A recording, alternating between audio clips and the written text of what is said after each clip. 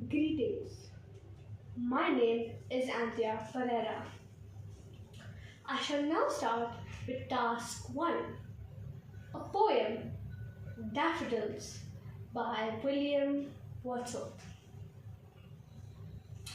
I wandered lonely as a cloud that floats on high over vales and hills, when all at once I saw a crowd, a host of golden daffodils, beside the lake, beneath the trees, fluttering and dancing in the breeze, continuous as the stars that shine and twinkle on the Milky Way. They stretched in never-ending line along the margin of a bay. 10,000 saw I at a glance, tossing their heads in sprightly dance. The waves beside them danced, but they outdid the sparkling waves in glee. A poet could not be but gay in such a jocund company. I gazed and gazed, but little thought what wealth the show to me had brought. For oft when on my couch I lie, in vacant or in pensive mood, they flash upon that inward eye which is the bliss of solitude, and then my heart with pleasure fills and dances with daffodils. Thank you. I shall now move on to task 2, an extract from The Wizard of Oz by L. Frank Baum. I am the Scarecrow. My life has been so short that I really knew nothing whatever. I was only made the day before yesterday.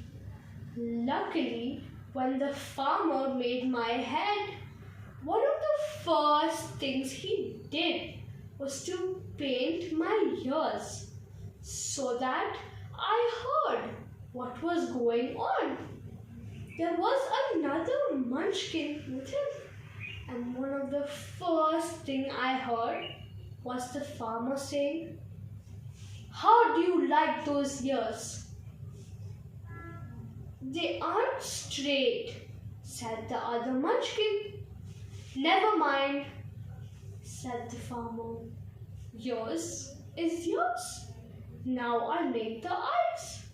So he painted my eyes, and as soon as it was finished, I found myself looking at him and everything around me with a great deal of curiosity, for this was my first glimpse of the world, and what a beautiful place it is.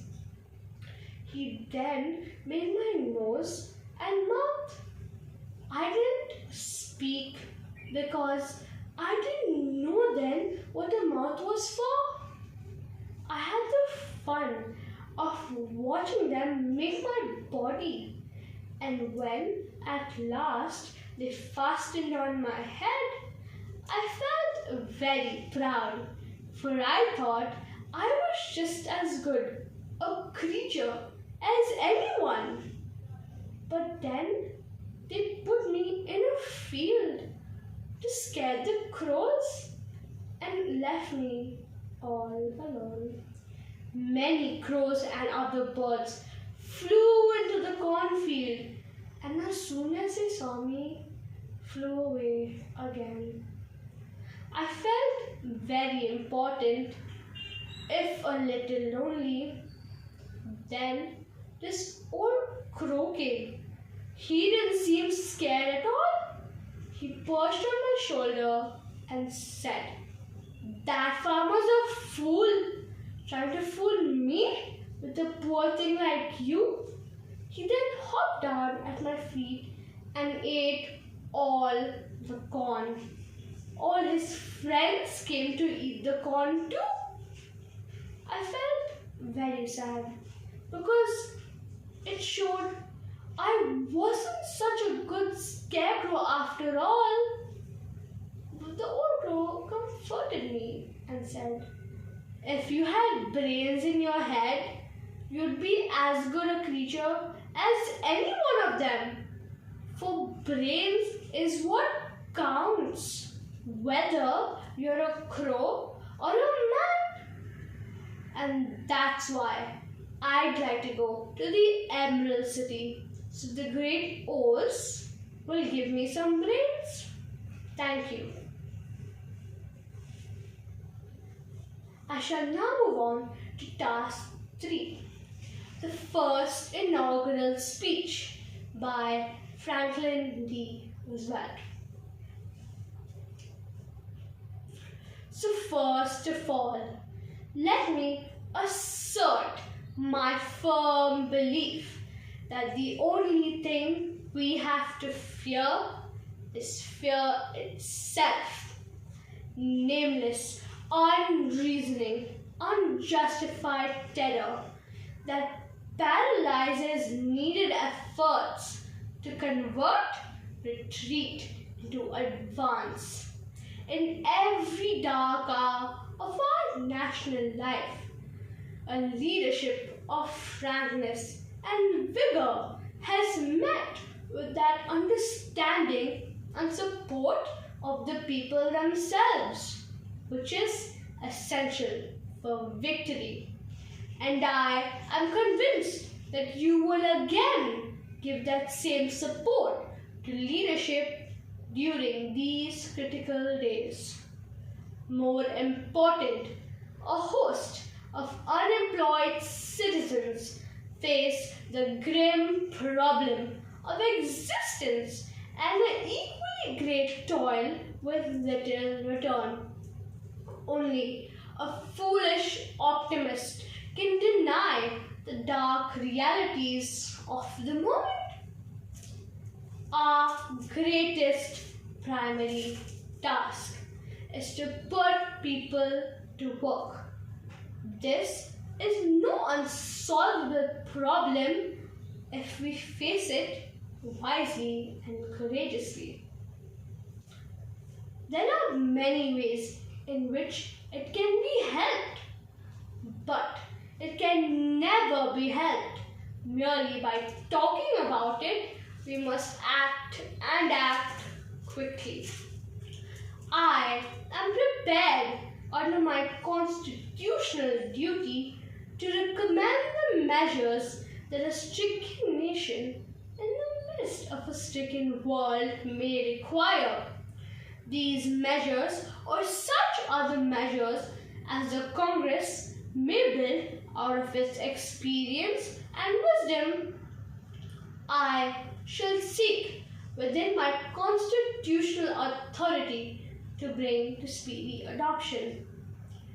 But in the event that the Congress shall fail to take one of these two events, or that the national emergency is still critical, I shall not evade the clear course of duty that will then confront me.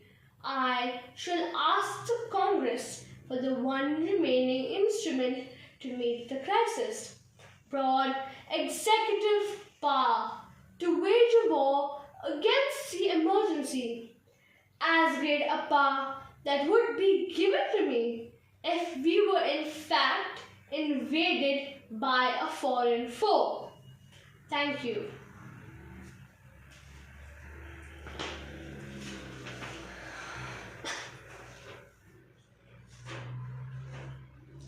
I shall now move on to task 4, which is expressive reading. Lark Rise by Flora Thompson. response to their timid knock, the door was opened by a youngish woman. She was like no one Laura had ever seen. Very slight, she would have been called the Scraggy in the hamlet, with a dead white face, dark arched brows, and black hair brushed straight back from her forehead, and with all this black and whiteness set off by a little scarlet jacket that, when Laura described it to her mother later, was identified as a Garibaldi. She seemed glad to see the children, though she looked doubtful when she heard their errand and saw Martha's size. "So, you want a place?" she asked, as she conducted them into a kitchen as large as a church, and not unlike one with its stone-paved floor and central pillar. Yes, she wanted a maid, and she thought Martha might do. How old was she? 12? And what could she do? Anything she was told? Well, that was right. It was not a hard place, for although there were 16 rooms, only 3 or 4 of them were in use. Could she get up at 6 without being called? There would be the kitchen range to light and the flues to be swept once a week, and the dining table to be swept and dusted, and the fire lighted before breakfast. She herself would be down in time to cook breakfast. No cooking was required beyond preparing vegetables. After breakfast, Martha would help her with the beds, turning out the rooms, paring the potatoes, and so on. And after the dinner, there was plenty to do. Washing up, cleaning knives and boots, and polishing silver. And so on she went, mapping out Martha's day, until at 9 o'clock she would be free to go to bed, after placing hot water in her mistress's bedroom. Thank you.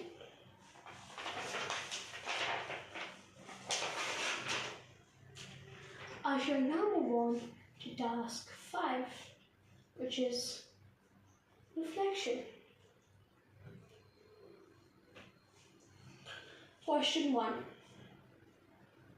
How did the setting of one of your pieces influence your interpretation? Daffodils by William Wordsworth had a crucial and important setting, showing scenes of beautiful golden daffodils beside the lake and beneath the trees, conveying joy in each scene. Later, when Wordsworth remembers these scenes, it brings him comfort and joy.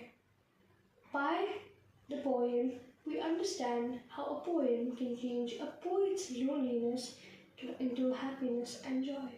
It also shows us the power and beauty of nature, and that it is capable of changing loneliness into happy and a peaceful mood. This is my interpretation of the poem Daffodils. Section 2, question 2. Describe the context or themes of your pieces. How do they contrast? William Wordsworth poem, Daffodils, has a very joy theme, showing and conveying joy in its beautifully serene landscapes, golden daffodils fluttering and dancing in the breeze. It gives out joy. The Wizard of Oz by L. Fanbaum shows an adventure seeking for personal growth, as a scarecrow at the end wants to gain brains to feel complete and valuable. It shows us about the Wizard of Oz and its unique creature. The daffodils show and convey joy and scenic landscapes, while the Wizard of Oz shows on a journey of personal growth and adventure. Section 3, Question 4. How did you use your voice and body to create the mood and atmosphere in your pieces? For the poem Daffodils by William Wordsworth, I used a very gentle, calm, and composed voice to convey joy. I used various hand gestures and facial expressions to also convey joy and to convey the poet's scene. For The Wizard of Oz by L. Fanbaum, I used an animated and expressive voice. I used various hand gestures and facial expressions to express the character's emotions and actions. Section 3, Question 6. How did you vary your vocal delivery to illustrate key moments or dramatic developments in your pieces? I used vocal delivery in my speech when I said, "The only thing we have to fear is fear itself," emphasizing on the importance on that one particular sentence. I also used slower pace wherever needed to let the words sink in. For The Wizard of Oz by L. Fanbaum, I used an expressive tone and a varied delivery to show and express the character's emotions and feelings. For the poem Daffodils by William Wordsworth, I used a gentle, calm, composed tone. I used also various hand gestures and facial expressions to convey the joy that the poet is conveying. Thank you. This has my assessment completed with all 5 tasks completed. Thank you for having me here. Have a wonderful day ahead.